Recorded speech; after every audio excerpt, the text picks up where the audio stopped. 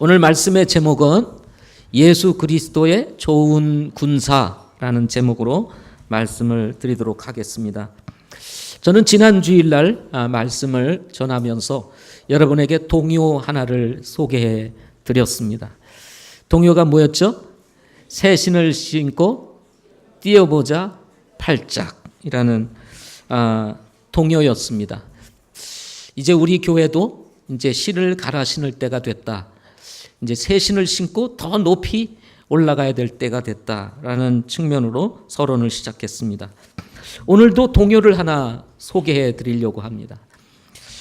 제가 어렸을 때 아주 즐겨 부르고 자주 불렀던, 그리고 저의 나이 또래 또 40대, 50대 정도면 아주 즐겨 불렀던 동요가 하나 있었습니다. 아주 짧지만 즐겨 불렀던 노래.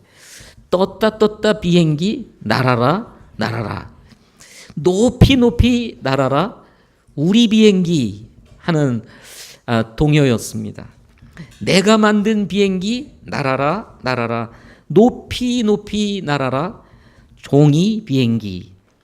저는 어린 시절 초등학교 1, 2, 3학년 이제 시골에 살다가 3학년 때 서울로 이사를 오면서 이제 초등학교를 서울에서 다니게 되었습니다.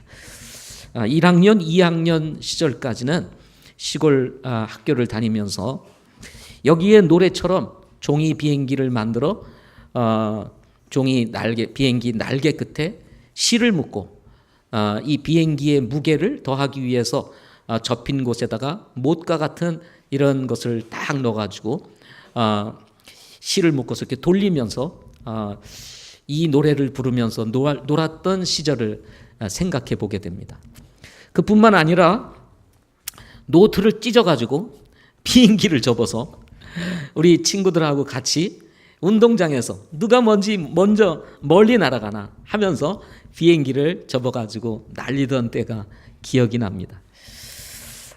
당시 이 동요가 나올 때만 해도 사실 우리나라의 비행기는 별로 많지 않았습니다. 1960년대니까요. 전후 이후 얼마 되지 않은 그런 시기였습니다. 저는 전방 근처의 시골에서 살았기 때문에 사실은 이렇게 보잉 747 같은 여객기를 볼 기회는 거의 없었고요.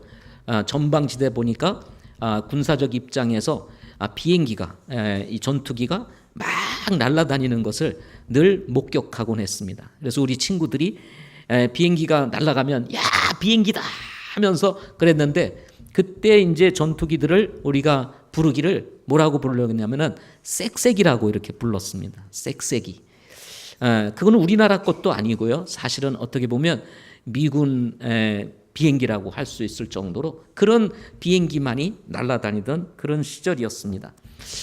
동요를 만드신 분들이 어떤 의도에서 이 동요를 가사를 지었는지 모르지만 당시에 그런 어렵고 힘든 우리 환경 속에서 저는 아이들에게 뭔가 꿈을 심어주고 싶었던 마음에서 이런 동요를 만들지 않았나 생각을 가져보게 됩니다.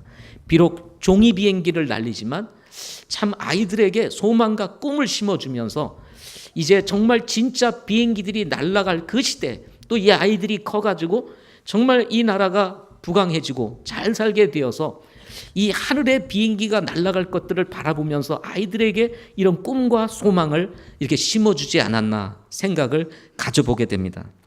세월이 지나서 이제 참 자유 대한민국이 6.25 전쟁 이후에 세워지게 되고, 그리고 산업국가를 지나 오늘날에 이르기까지 우리 부모님들의 그 피땀 어린 노력과 수고 끝에 참 이 나라가 아주 잘 사는 나라가 되었습니다. 세계 경제 10대국이 되었으니까요. 여러분, 우리나라가 비록 작기는 하지만 참 세계에서도 경제적으로 보면은 10번째 드는 경제 대국이다, 이렇게 말할 수가 있을 정도로 우리나라가 잘 살게 되었습니다. 저도 선교에 관련돼서 세계 여러 곳들을 다닐 수 있는 기회가 있었는데요. 동남아 가보면 우리나라에 비하면 참으로 지금 굉장히 어렵게 살아가고 있고요. 실제로 선진국이라고 할 수 있는 일본만 가보더라도 사실은 우리나라가 훨씬 더 잘 먹고 잘 입고 잘 삽니다. 일본 사람들 사는 것은 굉장히 어렵습니다. 옷도요 아주 남루하고요. 마이도 도대체 저게 데려 입은 건지 빨아서 그냥 입은 건지 알 수 없을 정도로 그냥 깨재재한 양복들을 입고 다니고요. 와이셔츠 데려서 입는 것 같지 않는 느낌을 받는 그런 옷들을 입고 전철을 타며 직장을 다니는 일본인들을 보게 됩니다. 미국을 가보더라도요. 미국이 잘 사는 것 같아도요. 우리만큼 잘 먹고 잘 살까? 아닙니다. 잘 입고 우리나라 사람들이 정말 잘 먹고 잘 입고 삽니다. 미국 사람들 우리처럼 이렇게 잘 입지 않아요. 예. 보면 넥타이도 한 80년대 그런 넥타이 같고요. 제가 가보면 뭔가 같은 이게 수준이 떨어져 있는 것 같은 그만큼 우리나라가 잘 사는 나라가 되었습니다. 그러는 동시에 그 어린 시절 우리 아이들이 불렀던 이 노래와 함께 담겨진 아이들의 소망과 꿈이 담겨져 있던 노래와 같았던 이 노래대로 지금은 종이 비행기가 날아다니는 것이 아니고 그야말로 하늘에 이 여객기들과 그리고 정말 더 발전된 그런 전투기들이 이 우리 하늘을 이렇게 날아다니고 있는 것 보지 않습니까? 인천 공항은요 지금도 1분에 거의 한 대꼴 2분에 한 대꼴 뜨고 앉는 일이 계속 반복되고 있습니다. 얼마나 많은 비행기들이 지금 하늘을 날고 있는지 모릅니다. 우리가 살던 시대는 그냥 땅만 보고 살았어요. 그런데 지금은 다 하늘을 바라보면서 날아가는 비행기들을 바라보며 우리가 사는 시대에 우리가 살고 있는 것입니다. 그러나 저는 이런 것들을 생각해 보면서 비행기가 나는 시대만이 아니라 우리의 신앙도 높이 날아야 한다는 생각을 떨쳐버릴 수가 없습니다. 바울은 골로새서 3장 1절부터 3절에서 너희가 그리스도와 함께 일으켜졌거든 위에 있는 그것들을 추구하라. 거기에는 그리스도께서 하나님 오른편에 앉아 계시느니라. 위에 있는 것들에 너희의 애착을 두고 땅에 있는 것들에 두지 말라. 너희는 죽었고 너희 생명은 그리스도와 함께 하나님 안에 감추어졌느니라 하고 말씀을 하고 있습니다. 위에 있는 것들을 추구하라는 것입니다. 위에 있는 것들에 대해서 애착을 가지라. 땅에 있는 것들은 아니라는 것입니다.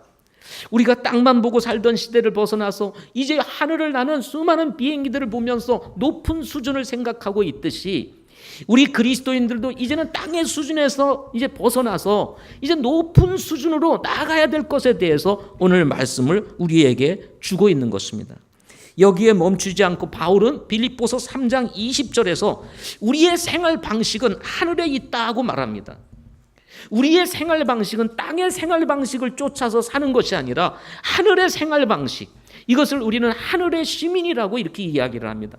하늘의 시민으로서 하늘의 생활 방식을 가지고 살아야 될 것을 바울이 말하고 있는 것입니다.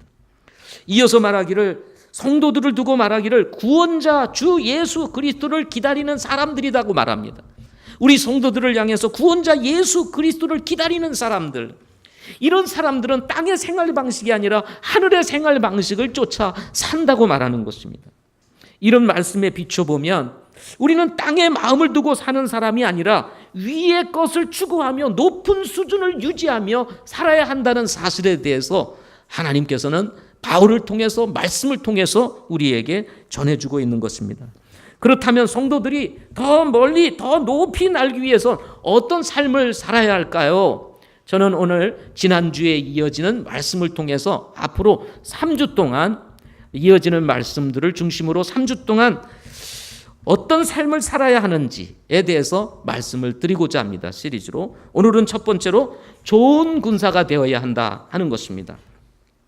오늘 말씀은 바울이 복음의 계승자요 사역의 계승자이면서 동시에 다음 사역을 이어가야 할 디모데에게 주신 세 가지 비유 중에 하나로서 예수 그리스도의 좋은 군사가 되라고 말씀하고 있는 내용입니다. 우리가 알고 있는 것 같이 여러분 성도들이 살아가는 이 세상은 영적인 전쟁터라고 말할 수가 있습니다. 우리는 지난 한 주간 동안도 우리가 살고 있는 삶의 현장에서 아주 치열한 영적 전쟁을 경험하고 우리가 오늘 이 자리에 왔습니다. 어떤 사람은 영적 전쟁에서 실패를 하고 쓰라린 패배를 마음에 담고 상처를 가지고 이곳에 와 있는지도 모르겠습니다. 어떤 사람은 간신히 이 영적 싸움에서 자신의 삶을 유지하며 지친 모습으로 이곳에 와 있는지도 모르겠습니다. 어떤 사람은 정말 말씀으로 무장된 삶을 통해서 영적인 승리를 이루고 믿음 가운데 승리의 간증을 가지고 이 예배에 참여하고 있는지도 모르겠습니다. 그러나 우리가 경험하고 있는 것은 우리가 지금 이렇게 쳐다보고 우리가 바라보고 있는 것 같이 그저말로 안전하고 그리고 편안한 한 주가 아니었습니다. 치열한 영적 전쟁 가운데서 우리는 그 싸움의 틈바구니 속에서 넘어지고 쓰러지는 가운데 오늘 이 자리에 오게 된 것입니다. 찬송가 중에 이런 찬송이 있습니다. 세상과 마귀 합판이 큰 싸움 났도다. 무슨 싸움이요? 큰 싸움 났다는 것입니다. 주 믿는 사람 일어나 다 힘을 합하여 저 앞에 오는 마귀를 곧 대적하여라. 힘을 합해야 된다고 말합니다. 혼자 싸워서는 이기기 힘든 영적 싸움입니다. 성도들이 힘을 합하여 대적해야만 이길 수 있는 이런 싸움인 것입니다. 주 예수 믿는 힘으로 온 세상 이기네, 믿음이 이기네, 믿음이 이기네 라고 하는 찬송을 우리는 늘 즐겨 부르고 있습니다. 바울은 자신의 삶을 두고 말하기를 디모데후서 4장 7절에서 내가 선한 싸움을 싸우고 라고 말합니다. 그의 삶은 선한 싸움이었습니다. 늘 영적인 전쟁이 그의 앞에 놓여 있었습니다. 복음으로 하나님의 말씀을 전할 때도 방해하는 무리들이 있었습니다. 아니 다친 사람들의 마음이 그를 거절하고 거부하며 싸움을 싸웠습니다. 그 가운데 한 영혼이 구원받고 두 영혼이 구원받고 세 명이 구원받고 주님의 몸된 교회가 세워지는 놀라운 역사들이 일어났던 것입니다. 영혼이 구원받는 것은 거저되는 것이 아닙니다. 치열한 영적 전쟁 가운데 이루어지는 것입니다. 그래서 그는 말하기를 내가 선한 싸움을 싸우고 나의 달려갈 길을 마치고 믿음을 지켰다고 이렇게 고백하고 있는 것입니다. 로마서 6장 12절부터 13절에서는 너희는 죄가 너희 죽을 몸 안에서 군림하지 못하게 하여 몸의 정욕 안에서 죄에게 순종하지 말고 또한 너희 지체를 불의의 도구로 죄에게 내어주지 말며 오직 너희 자신을 죽은 자들로부터 살아난 자로서 하나님께 드리고 너희 지체를 의의 도구로 하나님께 드리라 하고 말씀하고 있습니다. 자칫 잘못하면 우리의 이 육신을, 우리의 이 몸을 불의의 병기로 드릴 수 있다고 말합니다. 따라서 바울은 성도들을 향해서 말하기를 우리의 지체를 의의 도구로 하나님께 드리자라고 말하고 있는 것입니다. 여러분, 이 영적 전쟁 가운데 혹시 우리의 이 지체를 불의의 병기로 드리고 있지는 않습니까? 그렇다면 여러분, 우리는 돌이켜야 합니다. 이 거룩한 몸을 하나님 앞에 우리가 의의 병기로 드릴 수 있어야 되는 것입니다. 고린도후서 10장 4절에서는 우리의 전쟁 무기는 육신에 속하지 아니하고 하나님을 통해 강력하여 강한 요새들도 무너뜨리느니라 라고 말씀하시면서 이 영적 전쟁에서 승리할 수 있는 것은 우리에게 있는 것이 아니고 우리의 육신에 있는 것이 아니고 우리 지체에게 있는 것이 아니라 하나님께 있다고 말합니다. 하나님의 권능은 강한 요새도 무너뜨릴 수 있다고 말씀하시면서 우리는 군사로서 싸움을 싸우고 있다는 사실을 밝혀주고 있는 것입니다. 따라서 디모데전서 1장 18절에서 바울은 디모데에게 선한 싸움을 싸우라 하고 말씀하고 있습니다. 선한 싸움을 어떻게 하라고요? 싸우라! 피하지 말라고 말합니다. 피하라고 말하지 않고 있어요. 도망가라고 말하지 않고 있습니다. 선한 싸움을 싸우라고 말하고 있습니다. 여러분, 디모데만 군사이겠습니까? 우리도 군사입니다. 우리 모두는 군사인 것입니다. 군사는 싸우는 사람입니다. 지켜내는 사람입니다. 승리를 위해서 싸우는 사람입니다. 따라서 좋은 군사가 되기 위해서는 군사로서의 의식이 뚜렷해야 합니다. 바울이 디모데에게 너는 예수 그리스도의 좋은 군사라고 말할 때 너는 이라고 말합니다. 너는, 여기 너는이라고 하는 이 단어는 어법상 강조할 때 외에는 사용하지 않는 2인칭 대명사라고 합니다. 그래서 바울은 디모데에게 지금 정신을 심어주는 거예요. 너는 군사야. 너는 좋은 군사야. 예수 그리스도의 좋은 군사야. 이걸 잊지 말아라. 이것을 잊어버리는 순간 너는 이 전쟁에서 패할 수밖에 없어. 좋은 군사는 그래서 군사로서의 의식이 분명해야 하는 것입니다. 여러분, 군인들의 정신이 여러분 군인들이 정신이 있어야 되잖아요. 군인 정신이. 그 군인 정신이 어떻게 있습니까? 내가 군인이라고 하는 분명한 의식이 있을 때 군인 정신이 들어가게 되는 것입니다. 군대를 가서도 여러분 아이고 빨리 내가 제대해야지 이런 생각에 사로잡혀 있으면 어떡할까요? 설렁설렁. 이런 사람들은 군인 정신이 없습니다. 어쩔 수 없이 내가 같이 이러면서 여러분 군대 지나는 사람들 무슨 정신이 있겠어요? 내가 2년을 근무하든 3년을 군부하든 내가 이 나라를 이 국방을 지키는 군인이다 하고 하는 이런 의식이 분명할 때 여러분 그 사람은 군인으로서의 바른 정신을 가지게 되고 좋은 군인이 될 수 있는 것입니다. 결국은 군인 정신이 여러분의 삶을 좌우한다는 사실을 잊지 말아야 합니다. 여러분, 저와 여러분은 주님의 좋은 군사입니다. 아멘. 혹시 나쁜 군사는 아닙니까? 군사로서 싸우려고 하지 아니하고 도망만 다니고 있지는 않습니까? 남 싸우는 거 구경만 하고 있지는 않습니까?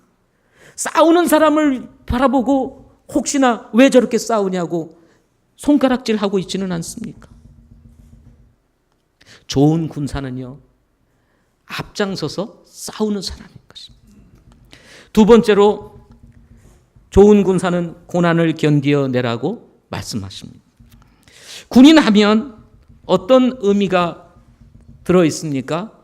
그것은 고난을 이기는 사람, 고난을 극복하는 사람들이다 라고 말할 수가 있습니다.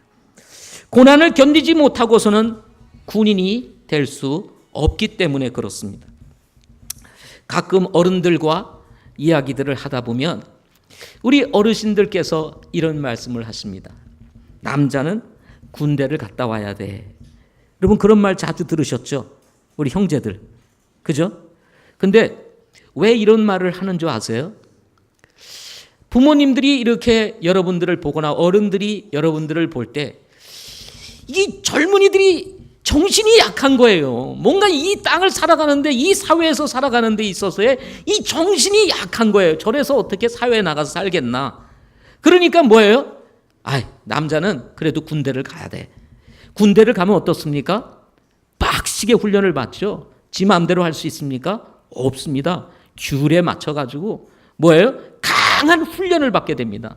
예. 또 상관이 부르면 어떻게 됩니까? 아버지가 불러도 대답도 잘하네. 왜 대답을 안 하냐 그러면 그 불렀어요? 뭐 이러고 있고요. 우리 집에서 일어나는 풍경입니다. 못 들었어요? 뭐 이렇게. 그런데 여러분 군대에서 불렀는데 못 들었어요? 뭐 이러면 어떻게 되겠습니까? 요즘은 때리지도 못하니까 뭐 어떻게 좀 하기가 어려울 것 같습니다. 뭐 얼차례 줘도 요즘은 참 그렇고. 그래가지고요. 다 군대를 좀 보내면 갔다 왔으면 좋겠다. 왜? 군대 갔다 오면 정신을 좀 차리거든요. 예. 이 사회를 살아낼 수 있는 뭔가 힘이 생길 수 있다라고 하는 생각을 가지게 되는 것입니다. 그래서 남자들이라면 군대를 좀 갔다 왔으면 좋겠다. 왜 그런 줄 아세요? 사람은 고난을 견딘 만큼 강해지기 때문에 그렇습니다. 자기가 어려움을 경험한 만큼 사람들은 강해지게 되어 있습니다.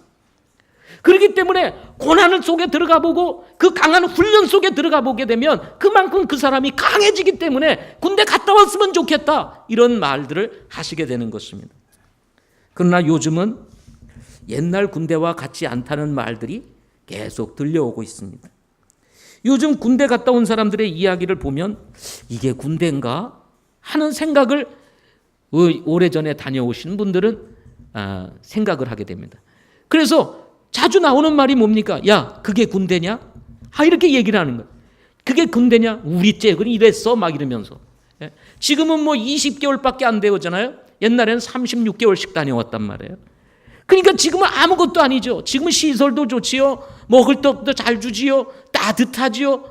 뭐 옷도 좋지요. 과거에는 그런 게 어디 있었습니까? 시설도 별로 안 좋았죠. 따뜻하지도 않죠. 춥지요. 옷이나 제대로 줍니까? 그런데 그곳에서 3년 6개월씩 버티려고 생각해 보세요. 쉽지가 않습니다. 그러니까 군대 갔다 오면 정신이 바짝 드는 거예요. 휴가 나오면요, 집에 와가지고 펄썩 주저앉고 엉엉 우는 거예요. 엉엉 울어요. 너무 힘들어서. 예.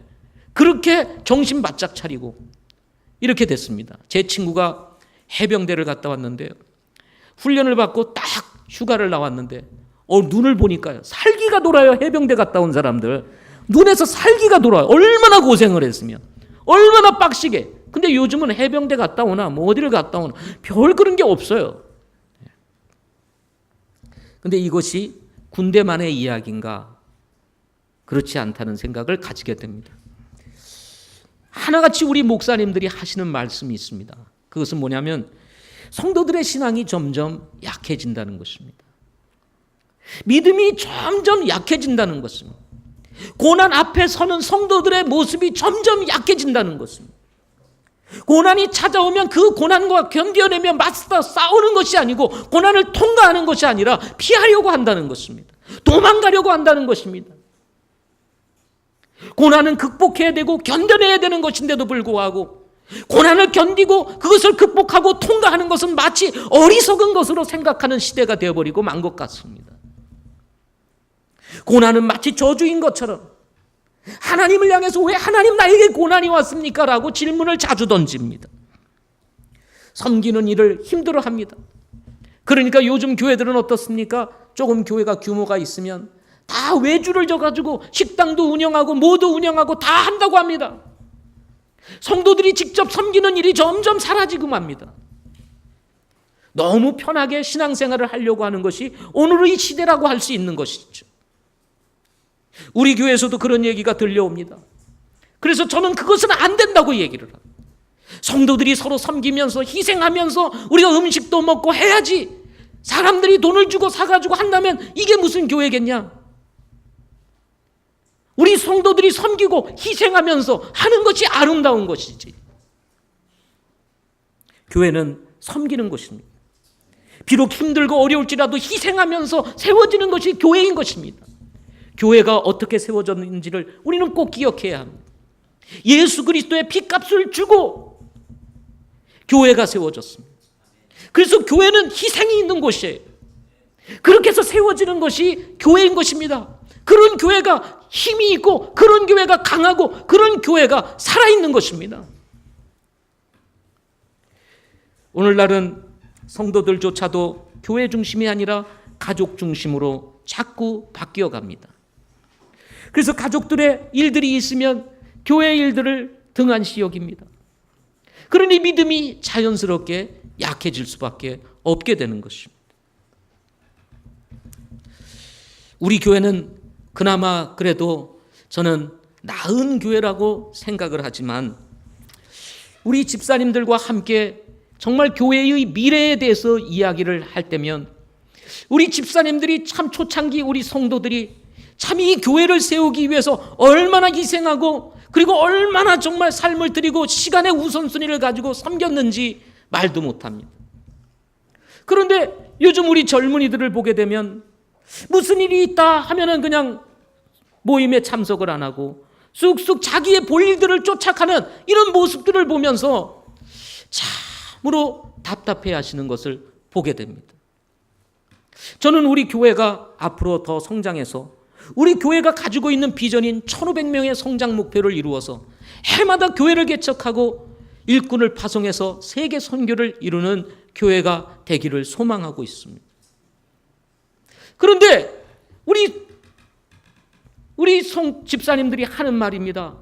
교회에 성도들이 많이 모이고 많은 사람들이 모이면 뭐하냐 이거죠. 믿음이 약하고 자기들 중심이 되어지고 그런 교회가 되어진다면 또 다른 교회와 다를 바가 뭐 있느냐.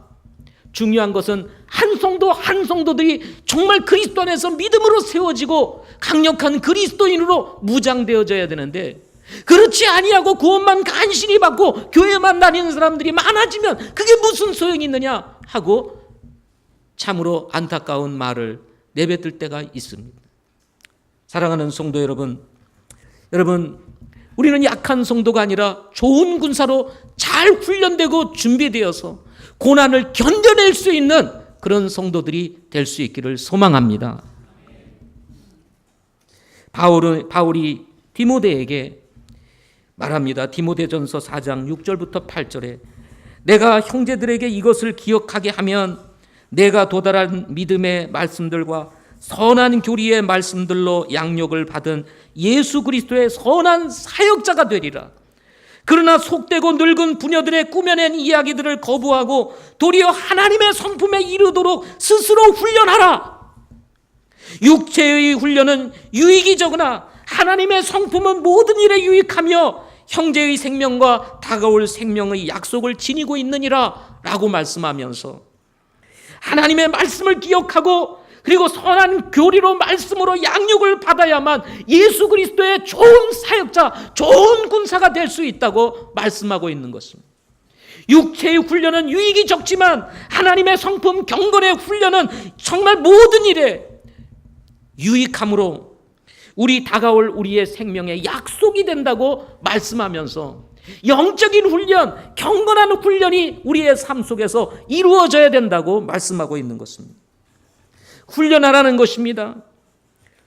훈련하라는 것입니다. 여러분은 훈련되어지고 있습니까? 훈련되어지고 있습니까? 아니면 그냥 교회를 왔다 갔다 하시고 계십니까? 여러분, 고난이 찾아오면 그것을 견딜 수 있는 힘이 있습니까? 아니면 고난이 찾아오면 그것을 견뎌낼 수 있는 능력이 있어요? 그렇지 않으면 쓰러질 것 같습니까? 군대에 휴가를 온 형제들에게 제가 종종 물어봅니다. 야, 요즘 군대가 요즘 편하다며? 야, 얘 그냥 해볼만 해요. 야, 북한이 쳐들어오면 싸울만 하냐? 하고 물어보면 아닙니다. 다 도망갈 것 같습니다. 하고 얘기를 해요. 이거는 휴가를 나온 형제들이 하는 말입니다. 저한테 질문을 받아본 사람이 여기 앉아 있을 거예요. 군대 휴가 나온 사람에게 혹시나 물어보는 것입니다. 야, 북한이 쳐들어와서 전쟁이 일어나면 정말 싸울 수 있겠냐? 제가 볼 때는 아닙니다. 다 도망갈 것 같습니다. 지금 여러분이 말씀을 들을 때에는 고난이 찾아오고 정말 우리가 신앙생활하며 우리 믿음을 지킬 때 핍박이 찾아오고 어려움이 찾아오면 내가 지켜낼 수 있을 것 같이 생각이 되었을지 몰라도 실제 고난이 찾아오면 36개 주랭랑을 칠 사람들이 여기 있지 않겠어요? 그런 믿음으로 우리의 신앙, 우리의 진리, 우리의 말씀 이것을 우리가 어떻게 지킬 수 있겠느냐 하는 것입니다.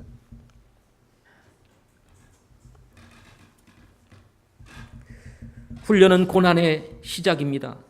사람들은 고난을 싫어합니다. 편한 것을 좋아합니다. 근데 여러분, 그 편한 것이 다 좋은 것은 아닌 것입니다. 오늘 바울은 디모데에게 좋은 군사가 되기 위해서 반드시 필요한 두 가지 조건에 대해서 이야기를 합니다. 하나는 자기 일에 얽매이지 아니하는 것이다 라고 이야기를 했습니다. 군인은 자기의 일에 얽매이지 아니하는 사람이기 때문에 그렇습니다. 그런가 하면 두 번째로는 자기를 군사로 택한 자를 기쁘게 하는 데 있다라고 말씀하고 있습니다. 초점이 자신에게 있는 것이 아니라 군사로 모집한 분을 향한 초점을 가져야 된다는 것입니다. 그러나 여러분, 우리가 주님에게 초점을 맞추고 우리의 삶에 얽매이지 아니하고 우리가 정말 하나님의 말씀에 순종하면서 주님을 따라가야 됨에도 불구하고 우리는 좋은 군사라고 하지만 혹시 우리 모두는 우리 모두는 아닐지라도 여러분, 우리의 삶에 얽매여 있지는 않습니까? 좋은 군사는 군사로서 삶이 몸에 배어 있는 사람입니다. 자기의 삶에 얽매이지 아니하고 군사로서 해야 할 바를 정확하게 이해하고 그리고 행할 수 있는 능력을 가진 사람이 바로 좋은 군사인 것입니다. 뿐만 아니라 군사로 부른 사람의 목적이 뭔지, 내가 왜 군사가 됐는지, 내가 왜 부름을 받았는지에 대한 정확한 이해가 있을 때 좋은 군사로서 군인이 될 수가 있는 것입니다. 여기서 고난을 견뎌내라는 뜻은 함께라는 단어와 고난을 받다, 핍박을 받다라는 단어가 합쳐져서 된 합성어라고 할 수가 있습니다. 이것을 번역하면 함께 고난을 견뎌내다라는 뜻을 가지고 있습니다. 여러분, 우리 함께 고난을 견뎌낼 수 있기를 바랍니다. 신앙생활은요, 남들이 가지 않는 길을 가는 것입니다.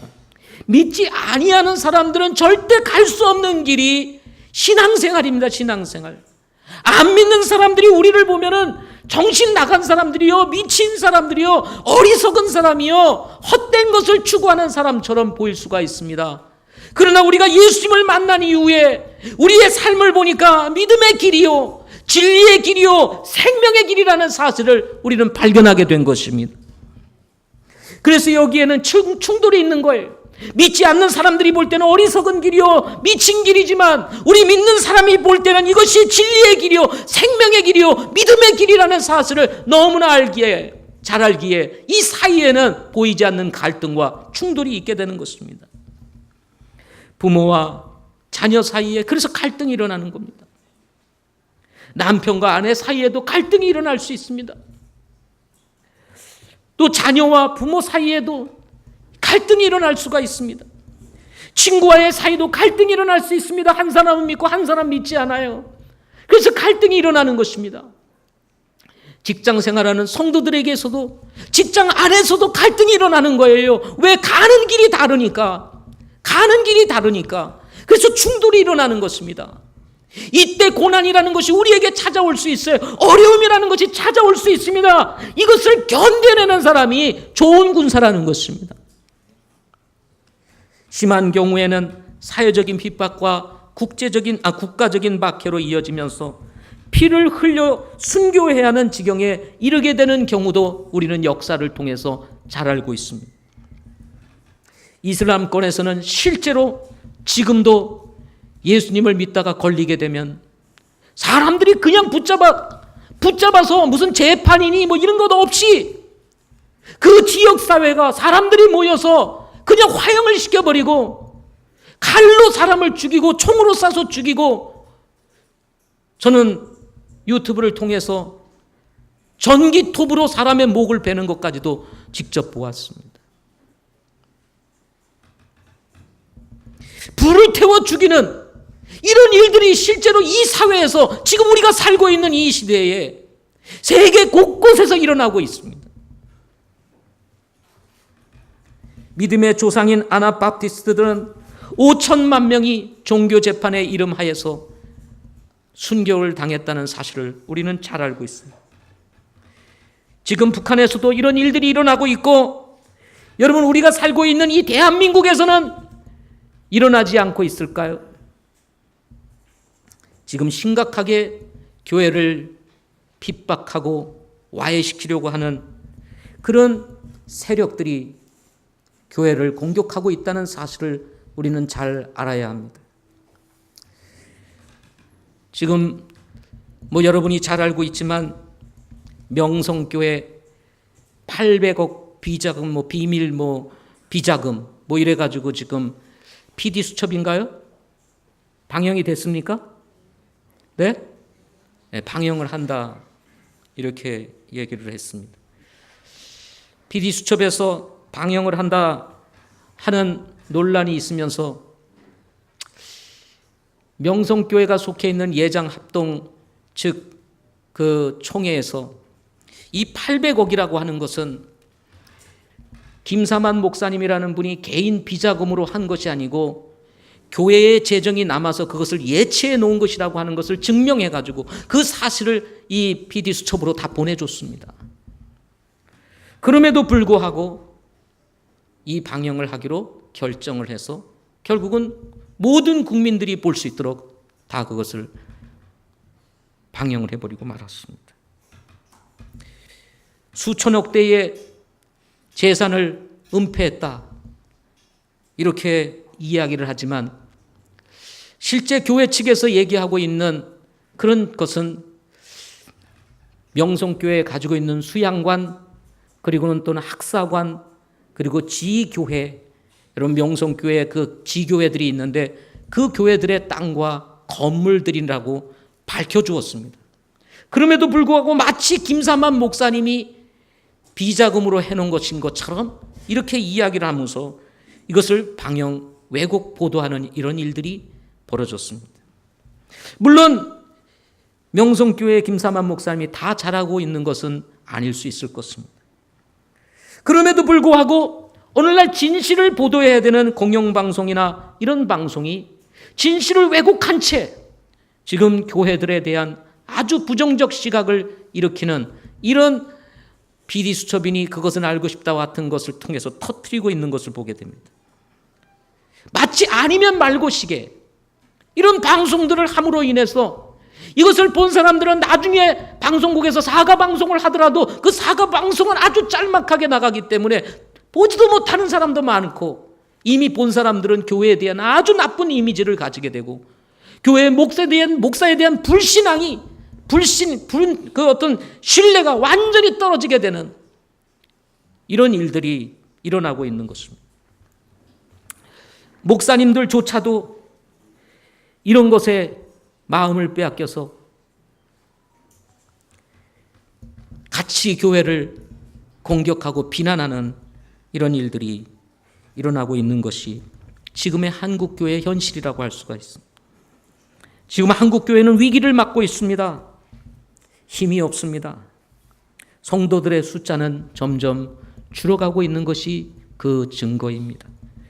예수님을 믿는다고 하는 사람들이 어려움이 찾아오니 교회를 버리고 떠나서 엉뚱한 곳으로 갑니다. 천주교로 가지를 않나, 불교로 가지를 않나, 또는 이단에 빠지지를 않나 등등의 많은 이탈하는 일들이 지금 벌어지고 있습니다. 더더욱 젊은이들을 교회에서 찾아보기가 쉽지 않다고 말을 합니다. 우리 지난주에 창립주일을 맞이해서 저희 교회를 방문하셨던 박문홍 목사님, 박문홍 목사님은 담임 목회를 하시지 않으시는 분이시기 때문에 주일만 되면 다른 교회를 찾아서 예배를 드리시는 그런 분이십니다. 그러니까 많은 교회를 다니십니다. 많은 여러 교회들을 방문해서 예배를 드리는데 교회를 가보면 젊은이들이 없다는 거예요. 젊은이들이 나이가 희끗희끗하시고 머리가 희끗희끗하시는 이런 어르신들만 있지 젊은이들이 없다는 거예요. 이것이 오늘날 한국 교회의 현실입니다. 바울은 디모데에게 이렇게 격려합니다. 디모데후서 1장 8절에서 그러므로 너는 우리 주의 증언과 그분의 갇힌 자 내 나를 부끄러워하지 말고 오직 하나님의 권능에 따라 복음의 고난에 참여하는 자가 되라 하고 말씀하고 있는 것입니다. 우리는 고난을 피하는 사람이 아니라 고난에 참여하는 자가 되라고 바울은 디모데에게 말씀하고 있는 것입니다. 복음을 증거하기 위해서 하나님의 말씀이 선포되는 현장, 바로 그곳에서 우리는 피하여 도망가는 자가 아니라 오히려 진리인 하나님의 말씀을 선포하는 믿음의 성도들이 되어야 한다는 사실을 바울은 전하고 있는 것입니다. 이 당시 바울도 복음을 전하다가 옥에 갇혀 있었습니다. 그래서 디모데 전서 후서는 옥중서신이라고 말합니다. 바울 자신도 복음을 전하고 주님의 일을 하다가 옥에 갇혀서 고난을 받고 있었습니다. 이런 바울이 디모데에게 너는 지혜롭게 사역을 해라, 적당히 사역을 해라 이렇게 말하지 아니하고 뭐라고 얘기합니까? 하나님의 권능에 따라 복음의 고난에 참여하는 자가 되라 하고 말씀하고 있는 것입니다. 사랑하는 성도 여러분, 우리는 복음으로 인해서 고난을 받을 준비가 되어 있어야 합니다. 그것이 바로 좋은 군사의 모습인 것입니다. 이어서 4절과 5절에 보면은 이렇게 말합니다. 디모데후서 말씀을 앞서 보면 그분께서 우리를 구원하시는 거룩한 부르심으로 부르신 것은 우리의 행위에 따른 것이 아니요 자신의 목적과 은혜에 따른 것이니라. 그 은혜는 세상이 시작되기 전에 그리스도 예수님 안에서 우리에게 주어졌으나 이제 우리의 구원자 예수 그리스도의 나타나심으로 분명히 드러났으니 그분께서는 사망을 패하시고 복음을 통해 생명과 죽지 아니함을 밝히 드러내셨다라고 말씀하시면서 바로 이를 위해서 하나님께서 우리를 부르셨다고 말씀하고 있는 것입니다. 그렇습니다. 여러분, 우리 모두는 좋은 군사로 부름을 받았다는 사실을 잊지 말아야 합니다. 제가 아주 좋아하는 찬송이 있습니다. 우리가 예배 때는 부르지는 않지만 개인적으로 아주 좋아하는 찬송이 있습니다. 목적도 없이 나는 방황했네 라는 찬송입니다. 목적도 없이 나는 방황했네. 소망도 없이 살았네. 그때 못자국 난 그 손길 나에게 새 생명 주셨네. 험한 십자가 능력 있네. 거기서 나의 삶이 변했네. 찬양하리 주 이름 영원히. 주의 십자가 능력 있네. 나는 믿네 갈보리 언덕 십자가. 나는 믿네 그 누가 뭐라 해도. 이 세상 다 지나고 끝날이 와도 험한 십자가 붙들겠네. 나는 믿네 십자가에 못 박힌 주 오늘도 새 삶을 주시네. 날 새롭게 하셨네. 나는 새 피점을 십자가 잡고 살아가리. 나는 믿네 갈보리 언덕 십자가. 나는 믿네 그 누가 뭐라 해도. 이 세상 다 지나고 끝날이 와도 험한 십자가 붙들겠네. 십자가는 고난의 상징이요, 죽음의 상징이요, 희생의 상징이지만 바로 그 험한 십자가에 우리에게 생명이 있고 우리에게 소망이 있고 우리에게 미래가 있다는 사실을 우리는 잊지 말아야 하는 것입니다. 우리가 이 세상의 것을 다 놓친다 할지라도 우리가 이 십자가를 붙들고 있다면 우리는 반드시 승리하게 될 것을 여러분 기억해야 하는 것입니다. 저는 나이 어릴 때에 교회를 다니기 시작을 했습니다. 초등학교 5학년부터 교회를 다니다가 1975년도 제가 중학교 2학년 때인가요? 3학년 때 예수 그리스도를 개인의 구주로 주님으로 영접을 하게 되었습니다. 비록 어린 시절이었지만 지금 제 자신을 들여다보면 예수님이 없는 나의 인생은 방황 그 자체였다는 사실을 발견하게 됩니다. 다행히 하나님께서 일찍이 저의 삶에 찾아오셔서 예수님을 믿고 구원을 받아서 저의 삶이 터닝 포인트가 되었습니다. 돌아서서 주님에게로 나아갈 수 있는 기회가 되었습니다. 지금까지 1975년도에 예수 그리스도를 개인의 구주로 주님으로 영접하고 지금까지 신앙생활을 해왔습니다. 이제 60을 한 살 앞에 두고 제 인생을 되돌아보면서 제가 생각되어지는 것 한 가지가 있습니다. 그것이 뭐냐면 나는 더 이상 방황하고 싶지 않다는 것입니다. 더 이상 방황하고 싶지 않다. 이미 방황은 예수 그리스도를 믿은 이후 끝났다.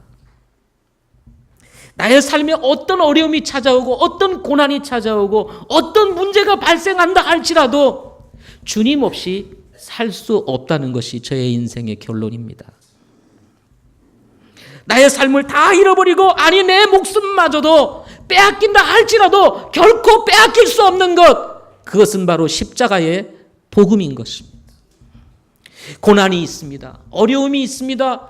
우리 예수 믿는다는 이유로 우리는 불리한 세상에서 살아가고 있는 것이 사실입니다. 그럼에도 불구하고 우리가 결코 놓을 수 없는 것은 바로 주님의 십자가인 것입니다.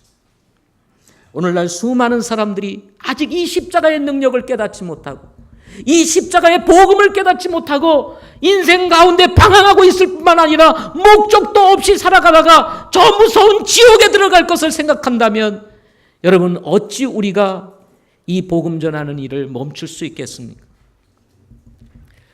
여러분 십자가에 기대어 사는 삶에는 반드시 인내가 요구되어집니다. 언제까지? 주님 오실 때까지. 언제까지요? 주님 오실 때까지. 믿음의 행위를 강조했던 야고보는 야고보서 1장 4절에서 인내의 유익을 이렇게 우리에게 말하고 있습니다. 오직 인내를 완전히 이루자. 이것은 너희가 완전하고 완벽하여 아무것도 부족함이 없게 하려 함이라. 목사님 무슨 말씀을 그렇게 하세요? 저는 부족한 것 투성인데요. 완전한 게 뭐 있어요? 어려움이 찾아와서 내가 인내하고 참고 견디지만 여전히 어렵고 여전히 부족하고 여전히 힘들고 여전히 고통스러워요. 이렇게 말하시는 분들도 있을지 모르겠습니다. 그러나 여러분, 우리는 영적인 시각을 가지고 바라봐야 합니다. 우리가 이 땅에서는 부족하고 가난하고 모자른 것 같지만 영적인 시야를 가지고 보면 여러분, 우리가 완전한 모습일 수 있다는 것입니다. 우리의 소망은 이 땅에 있는 것이 아닙니다. 우리의 소망은 주님께 있는 것입니다. 인내하는 것 쉽지 않은 것 사실입니다. 아무나 인내할 수 있는 것도 아닌 것을 알고 있습니다. 오늘 이 말씀 가운데 우리가 함께 이곳에서 예배를 드리고 있지만 실제로 정말 견딜 수 없는 고난이 찾아왔을 때 믿음의 자리를 지키고 있을 수 있는 사람이 몇 명이나 될까요?